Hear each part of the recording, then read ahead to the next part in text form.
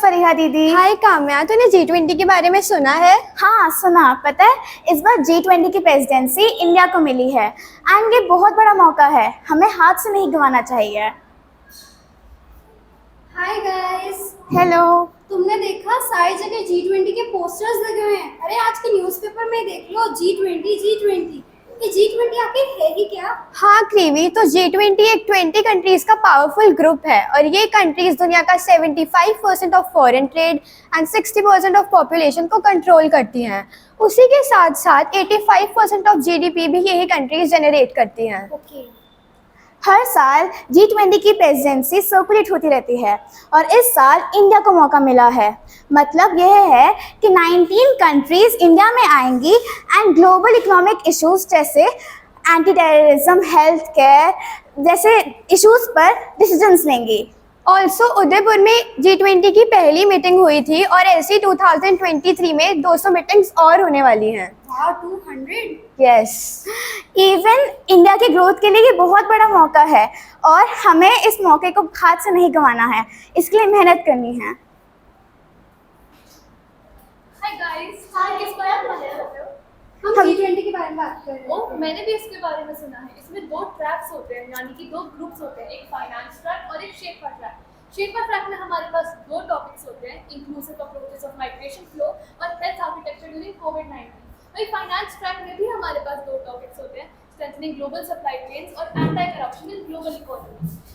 जो शेरपा ट्रैक होता है उसमें सारे डिप्लोमेट्स और डेलीगेट्स एक साथ ग्लोबल इश्यूज पर एड्रेस करते हैं। वही फाइनेंस ट्रैक में सारे फाइनेंस मिनिस्टर्स और बैंक गवर्नर्स एक साथ फाइनेंशियल इश्यूज पर डिबेट करते हैं। बट दीदी, एक और ट्रैक भी होता है and that is the most significant one. वो होता है leaders track, significance in the case of climate change. तो बेसिकली इस बार G20 में बहुत स्ट्रेस दिया गया है इस बात पर कि इन्वेस्टमेंट और टेक्नोलॉजी, जो आजकल हम सबको पता है बहुत राइज पर है, उसे नेचर पर भी यूज करा जाए, specially climate change. Climate change सुना सुना सा तो लग रहा है, ये क्या होता है? क्योंकि तुझे क्लाइमेट चेंज नहीं यार? अच्छा ठीक है, क्लाइमेट चेंज होता है लाइक ग्लोबल वार्मिंग की वजह से आजकल ना हमारा क्लाइमेट बहुत गर्म हो गया है and that indeed needs to be taken care of. यार नेचर हमारे लिए कितना कुछ करता है, तो हमारा भी तो फर्ज बनता है कि हम उसके लिए कुछ करें and that is the main motive of G20। After all यार, हम सब में कितने भी डिफरेंसेस हो, at the end there is one earth, one family and one future. But सिर्फ क्लाइमेट चेंज एक प्रॉब्लम नहीं है, दुनिया में और भी तो कितनी सारी प्रॉब्लम्स हैं। Exactly. And after a few years, like पहले भी बहुत साल से हमें ये पता चल रहा है, स्पेशली कोरोना के बाद, कि सारी प्रॉब्लम्स इंटरकनेक्टेड होती हैं। एक एग्जांपल ले लो, एक वायरस क्या आया, सबकी जॉब्स चली गई, ना जाने कितने लोगों की जान चली गई, पता नहीं क्या कुछ नहीं बिगड़ा। तो हमें ऊपर से प्रॉब्लम को नहीं देखना, उसे जड़ से उखाड़ कर बाहर फेंकना है। जैसे अब बहुत सारी प्रॉब्लम्स हैं, वुमेन की problems, child labour, human trafficking, हमें इन सब को खत्म करना है। मैंने शेरपा ट्रैक 1 के बारे में सुना है। आज की डेट में the international community is at a very pivotal point due to the कोविड-19 पैंडेमिक एंड ये चीज पब्लिक और पॉलिटिकल न्यूज़ से बिल्कुल गायब हो चुकी है। आज भी there are countries that are yet to reach the vaccination rates they required to protect their population. And जब से कोविड-19 पैंडेमिक आया है, इंडिया ने वैक्सीनेशन कैंप्स पे बहुत ज़्यादा फोकस करा है एंड ये चीज़ एक इंटरनेशनल लेवल पर प्रमोट करी है। एंड यहाँ पे ऐसी जो WHO जैसी ऑर्गेनाइजेशंस होती हैं, उनका भी बहुत ही पिवटल रोल होता है। तो जो सारी G20 कंट्रीज है, वो ऐसी ऑर्गेनाइजेशंस का फंडिंग बढ़ाने की भी कोशिश करेंगे। अद्विता, इवन शेरपा ट्रैक 2 भी है जिसका टॉपिक है inclusive approach to migration flows. इस लाइन का मतलब है bringing together people from diverse backgrounds and identities so that migrants and small minority groups can be accepted and acknowledged. Latest estimates के according भी 2020 में 280.6 मिलियन लोग international migrants थे दूसरी कंट्रीज में for to seek better opportunities in studies and etcetera.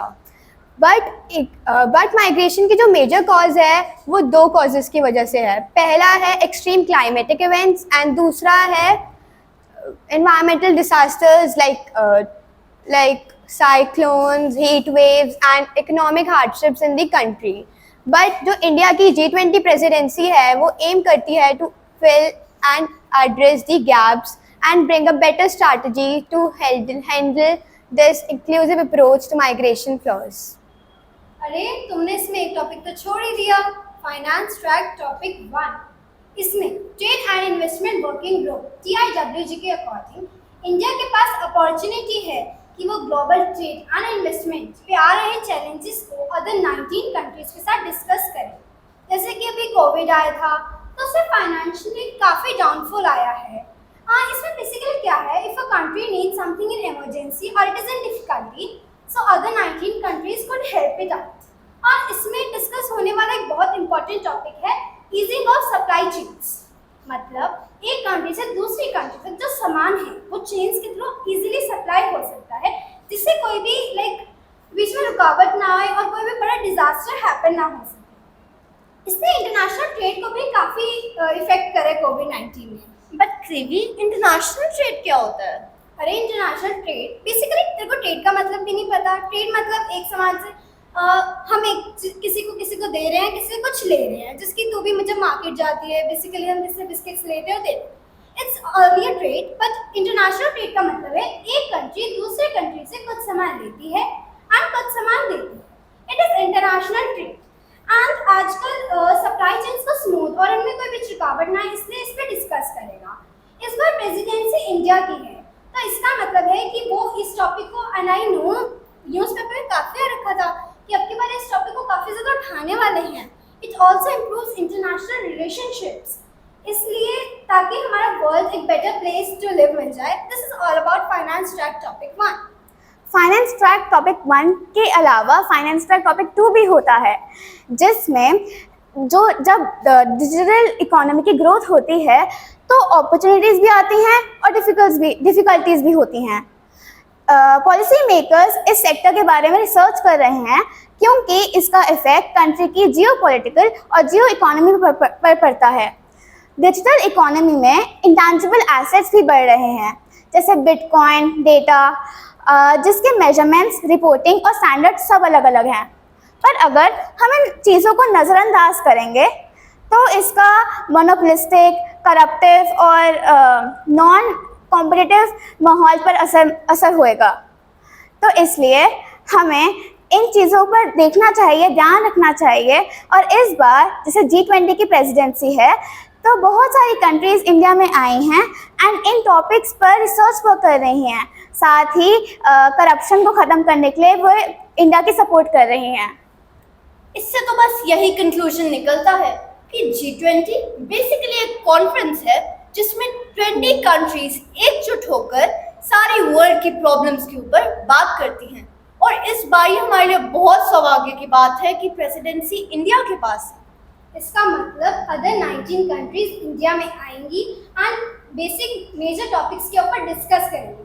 So as citizens हम सबका फर्ज बनता है कि हम अपनी कंट्री को नीट एंड क्लीन रखें एंड डेवलप रखें, ताकि जो बाहर से अदर कंट्रीज आएँ वो हमारी कंट्रीज को अप्रिशिएट करें और हमारी कंट्रीज का इंप्रेशन और कंट्रीज से बहुत ज़्यादा हो। Thank you.